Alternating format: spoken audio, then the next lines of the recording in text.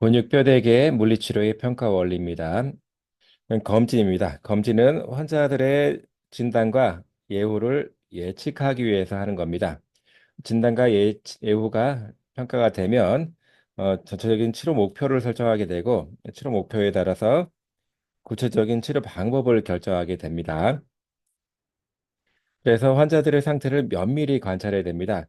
특히 관절과 근육, 뼈가 대칭적으로 되어 있는지 또는 부은 곳이 있는지 관절의 움직임은 잘 일어나는지 등등 어떤 통증이라든가 어떤 관절 움직임의 측면에서 여러 가지 중점을 두고 볼 필요가 있겠습니다. 물리치료사가 근육뼈대기 검진하는 방법에는 크게 시진, 말 그대로 눈으로 보고 평가를 하는 거, 촉진이라고 하는 거는 직접 만져가면서 평가하는 거, 특히 통증이나 관절음이 있을 때는 타진, 약간 두들겨 보고 청진, 들어보면서 평가하는 방법들을 많이 사용되고 있습니다. 병력이라고 하는 것은 환자들의 전반적인 상태가 어떠한지를 전체적인 정보를 가지고 판단하는 겁니다. 종종 의무 기록을 통해서 환자분들의 여러 가지 정보를 찾아낼 수가 있고 대부분은 환자 보호자 면담을 통해서 환자분의 상태를 정확하게 찝어낼 수가 있습니다. 예를 들어서 같은 조건이라고 하더라도 통증에 대한 사람의 상태가 좀 달라질 수가 있고 평가가 달라질 수 있기 때문에 직접 면담을 통해서 증상에 대한 그 설명을 듣고 알아낼 수 있는 정보들이 상당히 많아지게 됩니다. 또는 물리치료를 받으러 온 이유 또는 관련된 과거의 건강 정보 같은 것들을 수집해야 됩니다.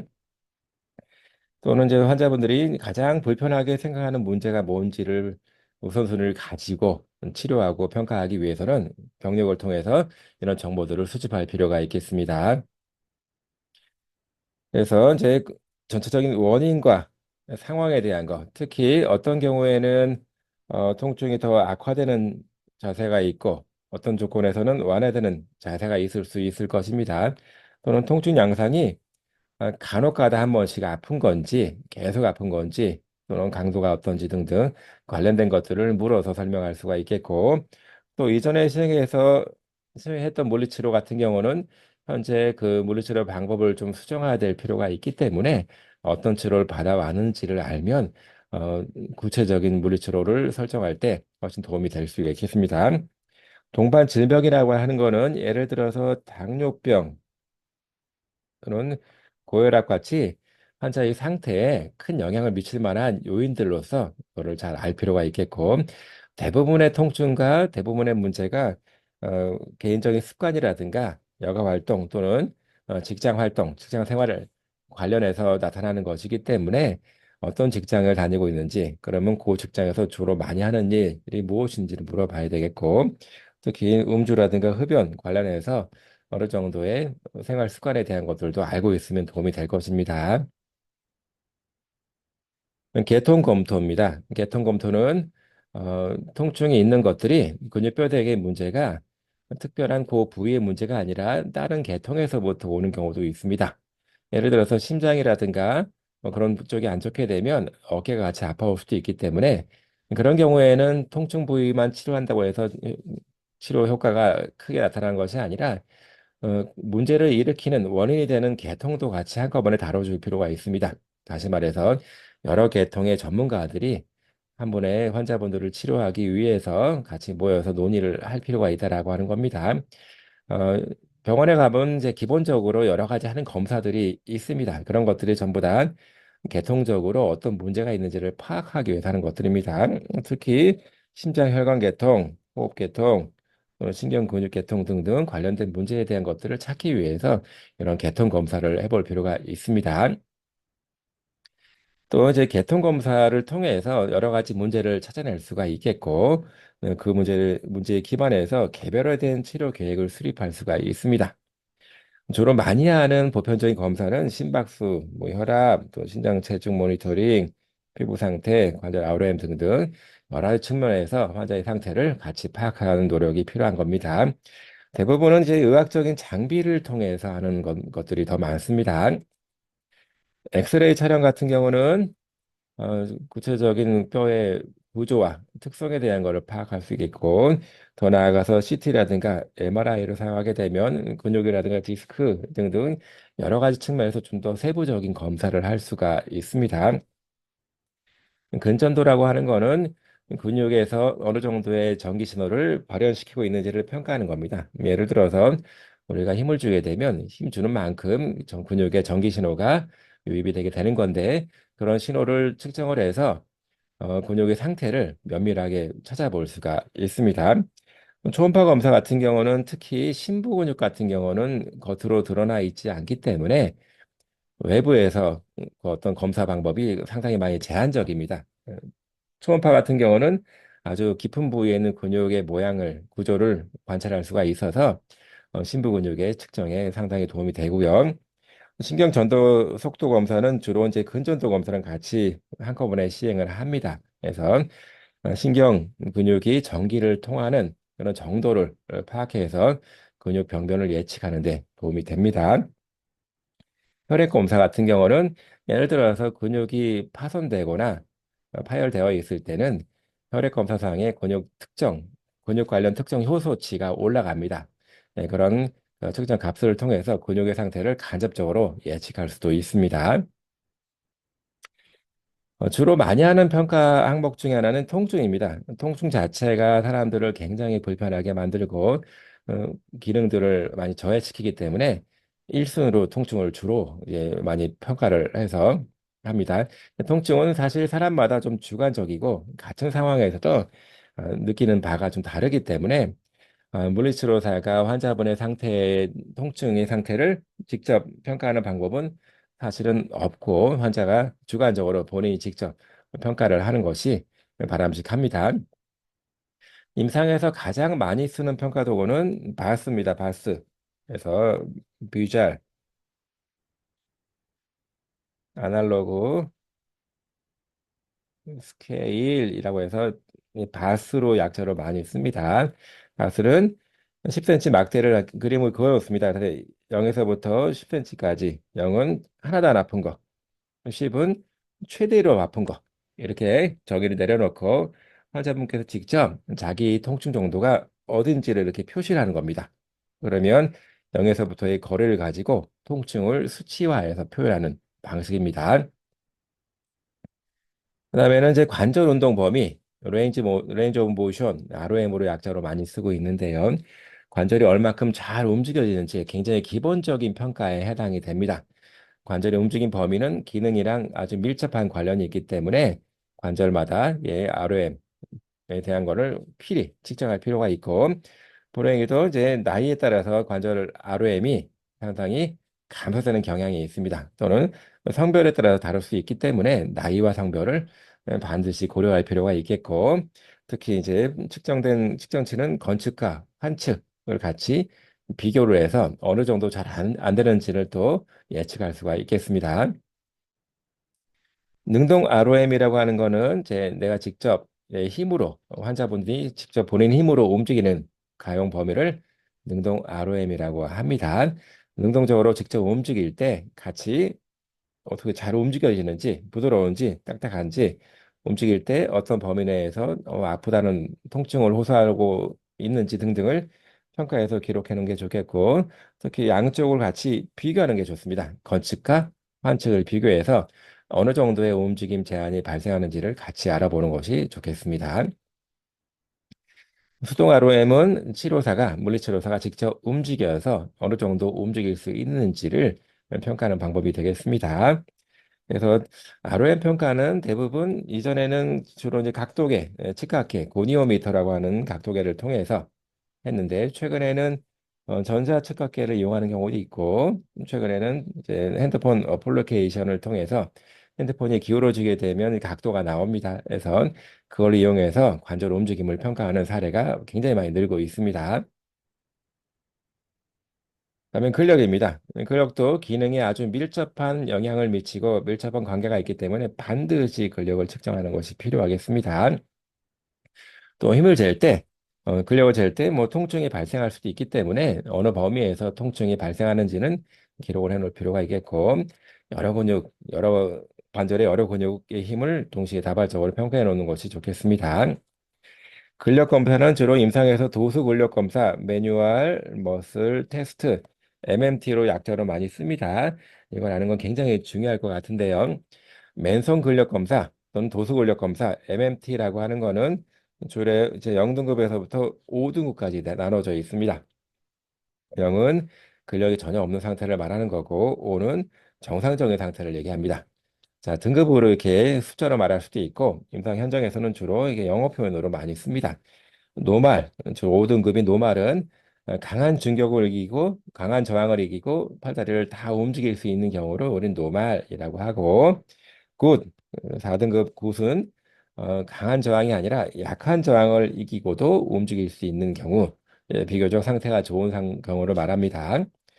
또 페어, 3등급은 저항은 이길 수가 없지만 내 팔다리 몸무게는 이기고 움직일 수 있는 상태, 이런 상태를 페어라고 하고, 중력을 팔다리 몸무게를 못 느끼게 중력을 제거한 상태로 해서 움직일 수 있는 단계를 우리는 페어 또는 푸어 또는 2등급으로 표시합니다.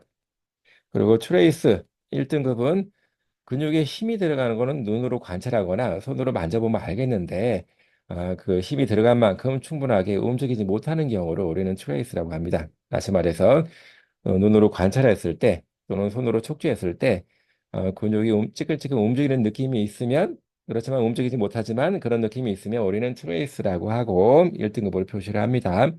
제로는 그마저도 없는 경우를 제로, 0등급으로 정의를 내리고 있습니다. 때로는 이제 그 근력계, 다이나모미터, 근력계를 이용해서 측정하기도 합니다. 보편적으로 손을 쥐는 힘이 강한 사람들이 전반적인 몸의 근력이 강한 걸로 이제 판단을 합니다. 그래서 이제 악력, 쥐는 악력을 측정을 근력계로 하는 경우도 있고, 또는 아날로그든 디지털이든 간에 이렇게 휴대용 근력계를 이용해서 근력을 측정하는 방법도 있습니다.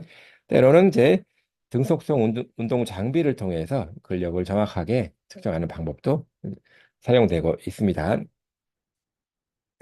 다음은 근육의 유연성입니다. 근육의 유연성, 근육이 얼만큼 잘 늘어나는지, 그래서 관절을 얼만큼 잘 움직일 수가 있는지가 근육의 유연성이라고 볼 수가 있습니다. 근육 불균형이 있는 경우에는 유연성이 건칙과 환칙에 많이 차이가 나게 되어 있습니다. 특히 여러 관절을 가로지르는 근육들 같은 경우는 근육이 조금만 짧아지더라도 여러 관절에 같이 ROM 제한, 관절 운동 범위의 제한이 나타날 수가 있기 때문에 근육 유연성에 대한 거는 굉장히 중요하게 다루고 있어야 됩니다.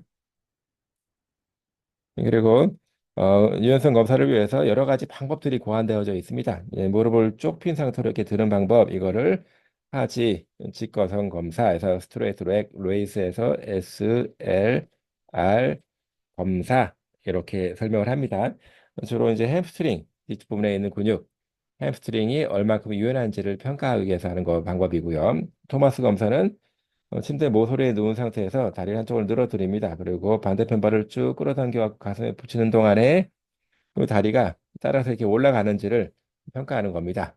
만일에 많이 올라갈수록 다리 앞쪽에 이렇게 붙어 있는 근육이, 앞쪽 근육이 짧은 걸로 우리가 생각할 수가 있습니다.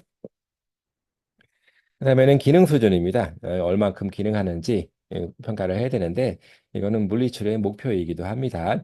주로 일상 생활 활동, Activity of Daily Living에서 ADL이라고 합니다. 우리가 생활을, 삶을 영위하기 위해서 필요한 동작들, 뭐 옷 입기, 먹기, 씻기 등 기본적인 동작들을 전부 다 포함해서 우리는 일상 생활 활동 ADL로 얘기하고 있고, 물리치료의 목표는 이렇게 ADL이 잘 될 수 있도록 만들어주는 겁니다. 그래서 어느 정도의 기능 수준이 있는지를 기록을 해놓는 것이 도움이 되겠습니다. ADL은 먹기, 입기, 뭐 씻기 등과 같이 기본적인 베이직 BADL이 있고, 또는 그 외 다른 것들, 뭐 음식 준비, 쇼핑 등등 다른 일상생활 활동들을 보면 이거는 인스트루멘탈 ADL에서 IADL로 얘기를 합니다. 이런 것들을 한 번씩 평가를 해 놓아야 됩니다. 그다음에는 특수 검사입니다. 이제 특히 이제 우리가 의학적인 장비, 엑스레이, MRI, CT를 통해서 상당히 많은 정보들을 얻을 수가 있습니다만 세세한 구체적인 정보는 그 MRI, CT를 통해서 알 수가 없습니다. 예를 들어서 어깨가 아프다라고 하면 어깨가 아플 만한 이유가 수십 가지, 수백 가지가 되는데 그중에서 특별하게 어떤 부분이 안 좋은지를 찾기 위해서는 이 스페셜 테스트, 이 특수 검사를 할 필요가 있습니다. 구체적인 문제를 확인하기 위해서 하는 겁니다. 예를 들어서 이제 깡통 비우기 검사에서 팔을 이렇게 깡통을 들고 있는 손을 이렇게 거꾸로 해서 팔을 완전히 이렇게 돌려버리는 겁니다. 돌려갖고 이렇게 그 깡통에 있는 내용물을 비우는 그래서 깡통 비우기 검사라고 하는데 이거는 가시 위근이 안 좋을 때 이런 검사를 해볼 필요가 있겠고요. 팔랭 검사는 손목을 양쪽으로 꺾어서 이렇게 맞대고 있는 겁니다. 이랬을 때 앞쪽에 있는 카팔 터널이 압박이 되면서 정중신경이 더 자극받게 됩니다. 그래서 그렇게 이런 검사를 통해서 정중신경이 어떤지를 판단할 수가 있겠고 라크만 검사 같은 경우는 이런 잘못 상태로 무릎 아래쪽 정강뼈를 쭉 앞으로 당겨줍니다. 그렇게 되면 무릎의 십자인대가 손상이 되어 있는지를 알아볼 수 있는 그런 방법이 됩니다. 그리고 활동 참여와 삶의 질, 대부분 활동을 얼마큼 잘 참여하는지, 삶의 질이 어떤지는 기본적으로 그 설문지형 평가 도구를 많이 씁니다.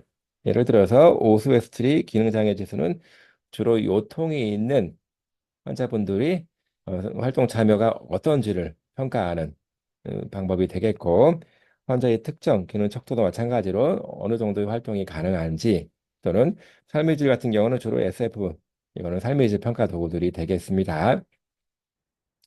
그림에서 보는 것 같이 오스웨스트리 그 기능장애 평가 척도는 이렇게 10가지 정도의 항목으로 해서 본인이 속한 번호를 이렇게 찍는 겁니다. 그래서 전체적인 점수를 합산을 해서 기능장애 정도를 평가하는 거고 환자 특정 기능 척도는 임상에서 많이 사용되고 있습니다. 환자분들이 직접 내가 잘 안 되는 활동들을 여기 적는 겁니다. 이렇게. 적어갖고 0에서부터 10점까지 자기가 이제 본인이 직접 점수를 매겨서 점수에 합산해서 또 점수화시켜서 활동 참여 정도를 이제 평가할 수가 있겠고, 자, 물리치료의 근육뼈대 물리치료의 중재 원리입니다. 자, 물리치료는 근육뼈대 손상의 표준 치료법입니다. 대개 최근에는 건강에 대한 관심이 많아지면서 수술과 같이 침범적인 방법들을 선호하지는 않습니다. 또는 약물 치료 같은 경우는 뭐 침범적이진 않지만 어느 정도 이제 몸에 무리가 된다고 생각해서 비약물 치료적인 물리치료법을 이렇게 선호하고 있고 근육뼈대의 손상의 표준 치료법으로 이렇게 인정을 하고 있습니다. 주로 근육을 강화시키고 통증을 또는 뻣뻣한 거를 좀 완화시키고 또 궁극적으로 기능과 이동 능력, 걷는 거를 좋아지게 만드는 겁니다. 이를 위해서 물리적인 인자치료 그러면 피지컬 모달리티라고 하는데 열, 전기 또는 기계적 에너지 등등을 이용해서 하는 모든 치료 방법들을 인자치료 모달리티라고 이렇게 얘기를 합니다. 그리고 운동치료라든가 도수치료, 기능훈련, 환자 교육에 이르기까지 근육교육 뼈대계 물리치료의 범위는 굉장히 넓다고 볼 수가 있습니다. 가장 중요한 거는 개별적으로 개인 맞춤형 물리치료 프로그램이 적용돼야 된다는 것입니다. 특히 뭐 통증이 심한 경우는 이제 마사지를 부드럽게 하는 거 또는 열치료는 냉치료를 통해서 통증을 좀 억제한 상태로 해서 치료를 계속 이어나가는 방법들 굉장히 중요한 방법들이 많이 있고요. 상태가 호전될수록 이제 유연성 운동이라든가 근력 운동을 통해서 기능을 보충할 수 있도록 해주는 방법들이 굉장히 필요하다고 볼 수 있습니다. 물리적 인자치료입니다. 온열치료 또는 냉치료 같이 온도의 변화를 통해서 어떤 조직의 반응을 이끌어서 치료하는 방식이라고 볼 수 있습니다. 초음파 치료도 초음파 에너지를 통해서 심부에 우리 몸의 깊은 부위에 열을 전달해주는 효과가 있습니다.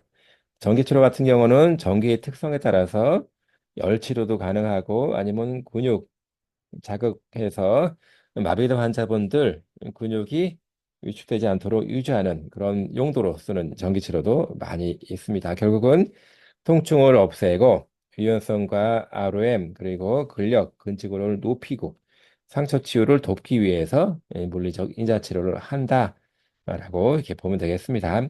물리적 인자 치료에 굉장히 많은 종류가 있기 때문에 환자 증상을 면밀히 파악하고 가장 적합한 인자 치료를 선택을 해야 됩니다. 또는 뭐 전기 치료 같은 경우는 뭐 필요한 주파수 영역대를 조절해서 인자 치료에 활용할 수도 있습니다. 열 치료입니다. 서머테라피라고 합니다. 열 에너지를 신체 조직에 전달을 해서 조직을 부드럽게 만들고 혈액순환을 증진시켜서 치료 효과를 극대화시키려는 목적으로 시행되는 치료입니다. 표충열 치료 그러면 열찜질 또는 이제 파라핀요, 그 촛농을 녹여서 이렇게 통에다 모은 상태로 해서 손을 담갔다 뺐다는 겁니다. 예를 들어서 류마티스 관절염 환자분들 같은 경우는 손가락 관절에 염증이 많이 생기기 때문에 작은 손가락 관절에 열을 골고루 하기 위해서 이렇게 파라핀 욕을 해서 또 손가락 손 쪽에다가 열을 치료하는 방법들도 있고 되게 이제 파라핀 욕이 파라핀 찌꺼기가 묻을 수도 있고 미네랄 오일을 바르고 하기 때문에 그 오일이 좀 묻게 되는 불편함이 있어서 이거를 유동 치료를 개발했습니다. 통 안에 톱밥들이 열을 가지고 계속 회전하고 있습니다. 손을 집어넣게 되면 손에 골고루 전반적으로 열이 주어지는 그 치료가 유동 치료가 되겠고 소용도르 치료는 월풀입니다. 월풀. 따뜻한 물에 발이 든 손을 담근 상태로 월풀을 돌리게 되면 열 에너지가 전달되기도 하고 또는 물이 막 소용돌이를 치면서 이게 물 마사지 효과가 더 있기도 합니다. 초음파 치료와 단파 투여 치료는 이게 심부 투여입니다. 몸 깊은 부위에 열을 발생시키는 겁니다. 피부는 그냥 통과를 하고 피부 안쪽에 있는 깊은 부위로 열을 전달하기 위해서 하는 게 심부 투여 치료에서 초음파, 단파 투여 치료가 되겠고 냉치료는 주로 급성기에 많이 활용합니다. 예를 들어서 발목을 접질러서 많이 부어 있을 때 초기에는 냉치료를 통해서 붓기를 빼고 통증을 억제하는 게 중요합니다. 만일에 급성기에 그런 상황에서 열치료하게 되면 붓기가 더 심해지기 때문에 상태는 더 악화되는 우려가 있습니다. 그래서 냉치료는 주로 이렇게 얼음 마사지라니까 얼음찜질, 냉팩 이렇게 해서 급성기에 주로 많이 쓰고 있습니다. 어, 열치료에서 냉이라든가 열을 통해서 조직으로 전달을 해서 조직의 반응을 이끌어내는 거, 이게 바로 열치료, 냉치료의 중요한 특성이라고 볼 수 있는데 주의될 사항은 당뇨병을 앓고 있는 사람 같은 경우에는 말초신경의 기능이 많이 떨어져 있기 때문에 열감 또는 냉감을 잘 느끼지 못할 수도 있습니다. 또는 어르신들 나이가 많게 되면 감각이 떨어지는 관계로 열감, 냉감을 좀 둔하게 느끼게 됩니다. 잘못하게 되면 화상이라든가 동상같이 몸을 더 안 좋게 만드는 그런 일이 발생할 수 있기 때문에 매우 대단히 조심을 해야 되겠습니다. 전기 치료입니다. 전기는 직류와 교류로 나눠져 있고 때때로 이제 전자기파를 이용해서 치료하는 경우도 있고 초음파 물론 이제 엄밀히 말하면 초음파는 전기 치료의 일종이 아니지만 초음파 장비를 운영하기 위해서는 전기가 필요하기 때문에 그냥 전기 치료에서 주로 많이 다루고 있습니다. 전기 치료 효과는 주로 통증, 염증 떨어뜨리는 거, 감소시키는 거, 혈액순환 향상시키고 근육 수축을 촉진시키는 그런 기능이 있습니다. 초음파 치료는 이렇게 초음파 도자를 통해서 이게 초음파가 쭉 이렇게 피부 안쪽으로 들어가는 겁니다. 대개는 이제 피부를 통과해서 피부 안쪽에서 열을 발생시키는 겁니다. 초음파 치료할 때는 열감을 느끼는 것이 잘못된 겁니다. 열감을 느끼면 안 됩니다. 대개 이제 열감을 느끼는 센서들은 전부 다 피부에 몰려 있기 때문에 초음파는 피부를 통과시키고 그 안쪽에는 근육 쪽에서 열을 발생시켜서 피부에서는 열감을 느낄 수가 없습니다. 초음파 치료는 주파수에 따라서 열의 침투 깊이가 달라집니다. 반비례합니다. 1메가헤르츠와 주로 3메가헤르츠 둘 중에 하나를 많이 활용하게 되는데 3메가보다는 1메가헤르츠에서 훨씬 더 깊은 열 침투 효과를 발휘할 수가 있습니다. 열을 침투시켜서 조직을 이완시키고 근육을 완화시키는 데 도움이 됩니다. 음성 영동법입니다. 이거는 초음파를 이용해서 치료에 필요한 약물을 환부까지 깊숙하게 집어넣어 주는 겁니다. 자, 예를 들어서 여기 피부에 약을 발라놓고 초음파를 투여하게 되면 초음파가 몸 안으로 마구 이렇게 들어가기 때문에 그거를 따라서 어, 그 약물들이 신체 조직까지 들어가서 이제 약효를 발휘하게 되는 겁니다. 다음은 단파 투여를 치료입니다. 투여를 치료는 이게 전국 사이에다가 환부를 위치시켜 놓고 저희 장비를 작동시키게 되면 전기가 통하면서 환부에 열을 발생시키는 그런 효과가 있습니다. 마찬가지로 심부 투여 효과가 있는 거고요. 대신에 이제 주의사항은 환자 몸 안에 금속 보형물이 들어가 있는 경우에는 단파투여 치료는 화상의 위험성이 있습니다. 그래서 치료 전에 반드시 그 인체에 보형물이 들어가 있는지, 금속 보형물이 들어가 있는지 반드시 꼭 확인할 필요가 있겠습니다. 종종 골절이 있은 다음에 뼈를 잘 굳게 하기 위해서 금속 보형물을 넣고 같이 수술하는 경우도 있기 때문에 그런 측면을 반드시 확인하고 단파 투여 치료를 해야 되겠습니다. 경피 신경 전기 자극 치료입니다. 트랜스 큐테니어스 일렉트리컬 러브 스티뮬레이션에서 이게 텐스로 약자로 많이 쓰고 있습니다. 텐스는 저주파 치료기입니다. 그래서 텐스의 목적은 주로 통증입니다. 통증 치료에 굉장히 큰 효과가 있는 걸로 보고가 되고 있습니다. 다음은 러시안 자극입니다. 러시안 자극은 제 강박신경을 자극한다기보다는 운동신경을 자극해서 근육을 수축시키는 목적으로 사용되고 있습니다. 마비 환자라든가 근육이 약해서 근육 기능이 많이 떨어지는 사람들 또는 근육 위축을 예방하는 목적으로 이제 러시안 자극 치료를 시행하고 있습니다. 신경 근육 전기 자극에서 뉴로머스큘라 일렉트리컬 스티뮬레이션에서 NMES로 약자로 많이 쓰고 있습니다. 러시안 자극 치료와 마찬가지로 이제 근육 수축을 위해서 활용되고 있습니다. 러시안 자극 치료와 비슷한 역할을 하고 있기 때문에 이것도 임상에서 마비 환자분들한테 많이 활용되고 있습니다. 다음은 간섭 전류 치료입니다. 이거는 펜스와 유사한 목적으로 사용되고 있습니다. 사람에 따라서 전기 느낌이 좀 다르긴 한데 간섭 전류 치료의 전기 느낌이 좀 더 좋다고 말하는 사람들이 많이 있습니다. 이거는 인터ferential current 트리트먼트에서 약자로 ICT로 많이 쓰고 있고요. 이게 전극은 항상 한 쌍으로 이렇게 통하게 됩니다. 그래서 여기 같은 타입의 전극끼리 이렇게 통하게 되는데 환부에 붙여놓고 이렇게 있으면 중간 두 전극끼리 전기가 통하면서 중간에 중첩되는 부위에서 또 다른 주파수의 변조된 주파수의 전기가 형성되게 됩니다. 그래서 그 변조된 주파수를 통해서 그 치료에 응용하게 되는 방법이 간섭전류, 그래서 ICT라고 볼 수가 있습니다.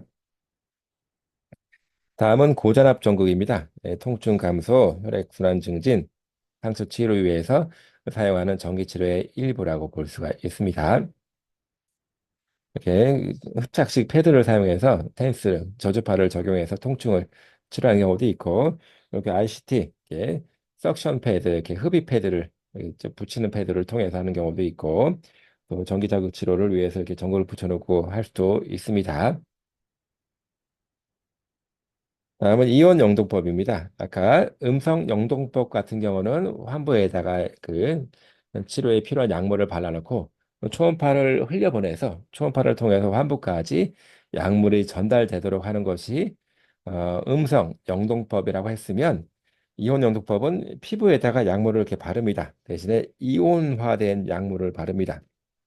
플러스 이온이든 마이너스 이온이든 뭐 예를 들어 플러스 이온 약물을 발라놓고 전기를 통해서 전극을 통해서 이 이온을 함부로 이렇게 밀어 넣어주는 겁니다. 같은 극끼리는 서로 밀쳐내는 그 성질이 있기 때문에 이온화된 그 약물을 이렇게 극성을 이용해서 환부까지 깊숙하게 밀어 넣어주는 방법이 이온 영동법이라고 할 수가 있습니다. 견인 치료는 역학적 또는 기계적인 에너지를 사용하는 겁니다. 주로 디스크가 있는 사람들한테 주로 많이 쓰는데 목 디스크 또는 뭐 허리 디스크 그쪽을 잡아 당겨줘서 튀어나온 디스크가 들어갈 수 있게 만들어주기도 하고 척추 주변의 근육들을 이완시키는 데도 큰 도움이 되는 걸로 설명이 되고 있습니다. 이렇게 이제 목 같은 경우 앉아서 하는 경우도 있고 또 최근에는 누워서 하는 걸 주로 많이 선호하고 있습니다. 허리 같은 경우는 위에 고정, 아래 고정해서 쭉 당겨갖고 튀어나온 디스크를 들어갈 수 있도록 이제 잡아 당겨주는 거죠. 다음은 수치료입니다. 수치료. 소용돌이욕에서 그 월풀처럼 물이 막 요동을 치면서 물 마사지를 가능하게 하고 또는 물 자체가 약간은 열감이 있는 물이기 때문에 물 안에 환부를 담그는 것 자체가 이완을 촉진시킬 수가 있습니다. 침수욕 또는 교대욕 이렇게 여러 가지 방법을 쓰고 있는데 교대욕 같은 경우는 찬물과 따뜻한 물을 이제 번갈아서 계속 왔다 갔다 하는 겁니다. 찬물에 몸을 담그게 되면 몸이 혈관이 응축이 되면서 혈액을 좀 덜 통하게 만드는 효과가 있을 거고 따뜻한 물에 몸을 담그게 되면 혈관이 확장되면서 혈액순환이 촉진됩니다. 그래서 찬물과 뜨거운 물을 번갈아서 담그면서 혈관이 능동적으로 잘 액티브하게 조절될 수 있도록 만들어주는 효과가 있습니다. 또 대표적으로 이제 수치료에는 수중 운동이 포함됩니다. 그래서 물에 들어가서 운동을 하는 건데 사실 물을 싫어하는 사람은 거의 없습니다. 그래서 밖에서 힘이 약해서 걷지 못하는 사람들도 물에 들어가면 부력 때문에 잘 거동할 수가 있습니다. 그래서 수중 운동을 통해서 치료하는 방법들이 있는데 물리치료 분야에서 주로 많이 사용하는 수중 운동이 이렇게 세 가지 정도로 추릴 수가 있습니다. 물론 더 많이 있지만 대표적으로 많이 쓰는 방법들이 이렇게 세 가지 정도로 볼 수가 있습니다. 할로익이라고 하는 거는 원래 출발은 장애 아동한테 수영하는 방법을 알려주기 위해서 만들어진 겁니다. 이거를 10가지 프로그램을 취합을 해서 치료적인 목적으로 쓰고 있는 것들이고요. 바드라가드 링 방법은 물 안에서 튜브라든가 그 도구를 이용해서 저항 운동을 하기 위한 목적으로 프로그램들을 만들어서 시행하고 있는 겁니다. 와츠라고 하는 거는 일본에서 고안된 방법인데요. 지압 마사지와 물을 합친 그런 어, 방법이고 주로 신체 이완을 시키기 위해서 여러 가지 물 마사지 한다라고 보면 될 것 같습니다. 다음은 광선 치료입니다. 광선 치료, 우리가 눈으로 볼 수 있는 광선을 가시광선이라고 합니다. 가시광선은 이제 무지개 색깔, 빨주노초, 파남보에서 빨간색부터 보라색까지 그 7가지 색깔을 우리가 볼 수 있는데 우리가 볼 수 있기 때문에 이거를 가시광선이라고 하고 우리가 볼 수 없는 부분 빨간 색깔 이 밖에 이거를 적외선이라고 합니다. 또는 보라 색깔 요 밖에를 자외선, 빛이 파장에 따라서 이렇게 가시광선, 적외선, 자외선으로 나눌 수가 있습니다. 그래서 적외선 치료 같은 경우는 주로 열 치료의 특성을 가지고 많이 쓰고 있고요. 자외선 같은 경우는 살균 소독의 목적으로 주로 많이 쓰고 있습니다. 자, 이외에도 이렇게 레이저 치료까지 포함해서 쓰고 있습니다. 자외선에 뜨는 레이저들은 이게 눈에 안 좋은 영향을 미칠 수가 있기 때문에 자외선 치료 또는 레이저 치료할 때는 꼭 고글을 쓰고 안구 보호용 고글을 쓰고 치료사든 환자든 다 쓰고 이제 치료에 임해야 됩니다. 이렇게 이제 빛을 통해서 이 복사 에너지를 열 에너지로 바꿔서 열 치료를 하는 거고 자외선 장비의 좀 안전성을 위해서 이렇게 장비 안에서 투여할 수 있도록 만들어준 것들도 있고요. 레이저 치료 기술도 이렇게 소형으로 개발돼서 사용되고 있습니다. 그다음에 운동 치료입니다. 운동 치료는 유연성과 근력 및 근지구력 그리고 유산소 능력을 좋아지게 만들기 위해서 쓰는 방법이다라고 보면 되겠습니다. 우리 대부분은 운동이 우리 몸에 상당히 도움이 된다라고 알고 있지만 운동 처방을 굉장히 허투루 해서는 절대 안 됩니다. 정확하게 해야 됩니다. 운동 시간과 빈도와 기간에 대한 것을 정확히 알려줘야 되고 어느 정도의 난이도로 또는 땅에서 할지 뭐 물에 안에서 할지 등등 여러 가지 환경과 상황까지도 면밀하게 처방할 수 있어야 됩니다. 또는 체중 뭐 스쿼팅처럼 체중을 이용해서 할 건지 아령 들고 어깨 드는 것처럼 비체중 지지 상태에서 할 건지도 같이 알려줄 필요가 있습니다.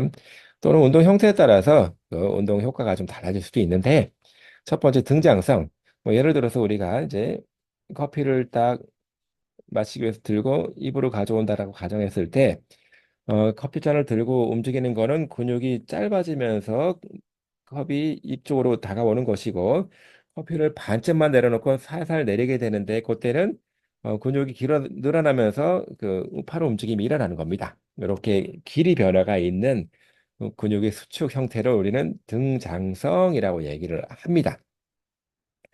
또는 커피를 마시지 않고 가만히 들고만 있을 경우는 근육이 짧아지지도 않고 늘어나지도 않습니다. 그런 경우에는 우리는 등척성, 길이 변화가 없다라고 해서 등척성 운동, 수축 이렇게 얘기를 합니다. 또 등속성은 움직이는 속도를 항상 일정하게 유지하는 움직임을 얘기합니다. 이거는 그 사람이 조절하기는 어렵고요. 피트니스 센터에 가면 그 자전거 타기를 막 하게 되면 자전거 속도를 조절할 수 있거든요. 그런 경우는 속도가 항상 일정하게 돌아갑니다. 그런 식의 운동 형태를 등속성 운동 형태라고 볼 수가 있습니다. 이런 형태마저도 같이 알려주면 운동 처방을 아주 완벽하게 한 걸로 우리가 생각할 수가 있습니다. 저항 운동은 주로 근력 강화를 위해 씁니다. 그래서 힘이 많이 약한 경우는 이제 팔다리만 움직여도 체중을 통해서 근력 강화 운동이 되는 거고, 웨이트, 이제 뭐 아령이라든가 역기를 들면서 저항 운동할 수 있는 거고, 이게 세레밴드 좀 탄력 밴드를 이용해서 운동할 수 있습니다. 대부분 운동 효과를 보기 위해서는 3, 4주 정도를 꾸준하게 운동을 해야 되고, 주 3회 이상을 하는 것을 권장하고 있습니다. 유연성 운동입니다. 예, 근력이 떨어져도 기능에 문제가 되지만 근육 유연성이 떨어져서 또는 관절이 굳어 있어서 관절 운동 범위 ROM이 안 나오게 돼도 기능에 아주 큰 영향을 미칩니다. 그래서 유연성 운동은 근육 또는 관절 길이를 늘려서 인대, 뭐 힘줄 길이를 늘려서 관절이 잘 움직일 수 있게끔 만들어주는 운동을 유연성 운동이라고 합니다. 이거는 상시적으로 하는 게 좋겠고 어떤 경우에는 격렬한 운동을 하기 전에 준비 운동으로 하고 난 다음에 또 정리 운동으로 유연성 운동이 반드시 포함되어져야 합니다. 유산소 운동은 심폐지구력 또는 심장, 호흡 능력을 좋아지게 만들기 위해서 하는 겁니다. 심장 호흡은 심장과 폐는 우리 몸의 가운데 쪽에 위치하면서 팔다리 움직임을 크게 지원해주고 있습니다. 다시 말해서 팔다리가 막 움직일 때 근육을 많이 쓰게 되는데 근육이 지속적으로 쓰기 위해서는 에너지를 계속 충당받아야 됩니다. 이때 기능을 통해서 그 에너지를 조달을 해주는 겁니다. 그래서 심폐지구력, 심폐운동, 유산소 능력이 좀 떨어지게 되면 오랫동안 거동하는 것이 어려워집니다. 그래서 주 3회 25분 이상 할 거를 권장하고 있습니다. 다음은 균형 운동입니다. 균형에는 시각과 안뜰 감각 그리고 고유 감각이 중요한데 시각은 말 그대로 눈을 통해서 얻는 감각 정보를 시각이라고 하고 안뜰 감각은 다른 말로 균형입니다. 균형 감각을 안뜰 감각이라고 하고 센서는 이게 귀 안에 있습니다. 이 고유 감각은 크게 두 가지입니다. 관절의 위치, 관절의 운동. 다시 말해서 내가 눈으로 보지 않고도 팔다리가 굽혀 있는지 펴 있는지를 알 수가 있고 빨리 움직이는지 느리게 움직이는지를 알 수 있습니다. 이거를 우리는 고유 감각이라고 하는데 이 세 감각이 유기적으로 다 연합하고 결합되면서 균형을 잡게 됩니다. 그래서 균형 운동 반드시 필요한데 특히 나이를 먹을수록 이 세 가지 감각 기능이 떨어집니다. 그래서 넘어지거나 낙상 우려가 굉장히 크게 됩니다. 특히 노인들한테 조심해서 이 운동을 시행해야 되고요. 그래서 이렇게 아령을 들고 이제 스쿼팅 이렇게 체중 지지한 상태에서 운동을 할 수도 있고 셀프로 유연성하는 운동하는 거 또는 트레드밀 장비 러닝머신에서 이렇게 살짝 조깅처럼 달리는 것도 유산소 운동의 일부라고 볼 수가 있습니다. 또 한발서기 뭐 집에서 혼자서 편하게 할 수 있는 균형 훈련의 일부라고 볼 수가 있겠습니다. 도수 치료는 치료사가 손을 이용해서 하는 치료를 모두 도수 치료라고 합니다. 경우에 따라서는 이제 마사지가 있을 수도 있고, 그럼 뭐 대부분은 이제 교정 치료를 도수 치료라고 생각을 하는데, 교정 치료 또는 운동 치료까지도 이제 치료사가 관여해서 하는 것들은 모두 도수 치료로 볼 수가 있습니다. 직접 손으로 근육 힘줄인데 관절의 문제를 치료하는 것을 얘기하는 것입니다. 도수 치료에는 상당히 많은 종류, 많은 콘셉트과 많은 개념과 많은 테크닉들이 있습니다. 마사지 또는 물렁 조직 가동술, 또는 근막 이완술, 신경 가동술, 머리 엉치 기법, 뭐 내장 가동술 등등 굉장히 많은 것들이 있고 이런 것들의 주 목표는 통증과 염증을 완화하고 ROM, 관절 운동 범위를 넓히고 조직 손상을 회복하면서 전체적인 유연성과 안정성을 높이고 기능을 높이려는 목적으로 하고 있습니다. 경우에 따라서 이제 뭐 이렇게 엎드려서 이제 이렇게 손을 이용해서 양날을 이용해서 할 수도 있고 또 이렇게 마사지용 장비들이 있습니다. 이런 장비를 이용해서 결합 조직을 늘리는 방법을 쓰는 방법도 있고 신체 부위에 따라서 이제 적용하는 테크닉이 달라지기도 합니다. 목에 대한 거를 접근하는 방식도 있고 똑바로 누워서 머리 뒤쪽 목도밀 쪽을 걸어서 그쪽 부분의 긴장을 완화시키는 방법도 있고 이렇게 안쪽으로 깊숙이 압박을 하면서 내장 물리치료 아니면 호흡곤에 대한 거를 또 조절해주는 방법들도 많이 시행되고 있습니다. 그다음에 기능 훈련입니다. 기능은 이제 물리치료의 최종 목표가 됩니다. 그래서 물리치료를 통해서 기능을 좋게 만들게 되는데 상태가 좀 심해서 기본적인 일상생활도 하기 어려운 경우도 있습니다. 뭐 예를 들어서 이제 허리가 많이 아프게 되면 앉거나 서거나 걷는 게 어려워서 누워서만 지내는 경우도 있는데 이런 경우는 기능 훈련을 통해서 기존에 알고 있던 기능들을 잊지 않도록 유지하는 것도 상당히 중요합니다. 실제 실생활에서 필요한 동작들을 이제 훈련에 이용하는 겁니다. 특히 이제 허리 아픈 사람들이 이런 동작들이 많이 어려울 때 요통, 허리 아픈 거를 좀 줄여가면서 할 수 있는 방법들을 이렇게 실제 움직임 훈련을 하면서 알려주는 거죠. 이런 것들을 다른 말로 과제 지향 훈련, 태스크 오리엔티드 트레이닝이라고 합니다. 실제로 해본 것들을 잘할 수밖에 없기 때문에 실제 필요한 동작들을 직접 해보는 그런 방식이 되겠습니다. 필요하다고 하면 이제 약간을 도와주면서 보조를 하면서 하는 방법도 가능하겠습니다. 그리고 보조기와 의지가 있습니다. 보조기, 의지는 물리치료사가 직접 제작을 해서 환자분들 적용하는 건 아니지만 보조기도 그렇고 의지도 그렇고 굉장히 종류가 많습니다. 그 종류에 따라서 상당히 어떤 경우에는 불편감을 이제 호소할 수도 있는데 그 치료사가 환자분한테 가장 적절한 보조기, 가장 적합한 의지를 선택해서 알려주는 것도 이제 물리치료사의 역할이라고 볼 수가 있습니다. 보조기는 특징적으로 근육뼈대 계통의 기능을 보조해 주는 거고, 의주는 말 그대로 신체 결손이 있을 때, 예를 들어 절단이 됐을 때, 절단된 부분의 기능을 보완해 주기 위해서 만들어주는 제 보형물을 장착해주는 보형물을 의지라고 합니다. 팔 쪽에 절단이 되면 의수를 착용하게 되는 거고, 다리 쪽에 절단하게 되면 그림에 보는 것처럼 의족을 착용해서 착용하는 방법, 그리고 착용할 수 있도록 최적화시키는 거. 그 이외에 또 착용한 다음에는 잘 걸을 수 있도록 기능 훈련하는 것도 물리치료사의 역할이라고 볼 수가 있습니다. 다음에는 환자 교육입니다. 환자 교육은 물리치료를 통해서 기능적인 효과를 이점을 얻었다라고 하면 그거를 계속 유지하기 위해서 환자분들이 해야 될 것들을 실천해야 될 것들을 미리 알려줄 필요가 있습니다.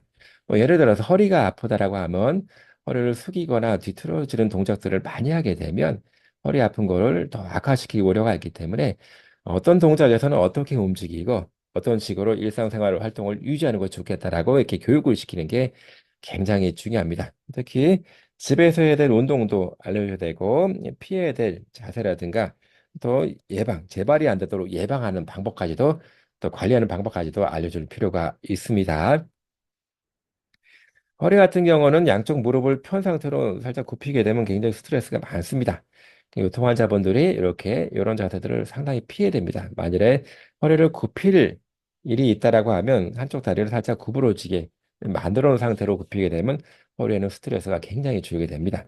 또는 이렇게 구부정한 자세로 있는 거 또 많이 좋지가 않겠고 물건을 안 드는 게 좋겠지만 부득이하게 좀 중량이 나가는 무게감이 있는 물건을 들을 바에는 꼭 무릎을 굽혀서 몸을 가까이 딱 짐을 밀착시켜 드는 겁니다. 이렇게 무릎을 펴고 물건을 들게 되면 허리가 또 안 좋아지는 또는 재발되는 그런 상황을 맞이할 수도 있습니다. 최종 요약입니다. 자, 근육뼈대기 물리치료는 최근에 더 많이 늘어나고 있고요. 건강에 관심이 많은 사람들이 늘면서 또는 이제 신체 활동, 여가 스포츠를 많이 하는 사람들이 늘면서 근육 뼈대의 질환과 손상이 많이 늘어나고 있습니다. 그래서 물리치료를 통해서 생활 현장에서 최적의 기능으로 활동할 수 있도록 만들어주는 게 가장 큰 목적이라고 볼 수 있습니다. 이를 위해서 물리적 인자치료, 도수치료, 운동치료, 또 가정 프로그램, 또는 자세 교정, 최종적으로는 이제 환자분들 교육에까지 최적화시킬 수 있는 그런 방법을 항상 연구를 해야 되고 그런 방법으로 치료를 진행할 필요가 있습니다.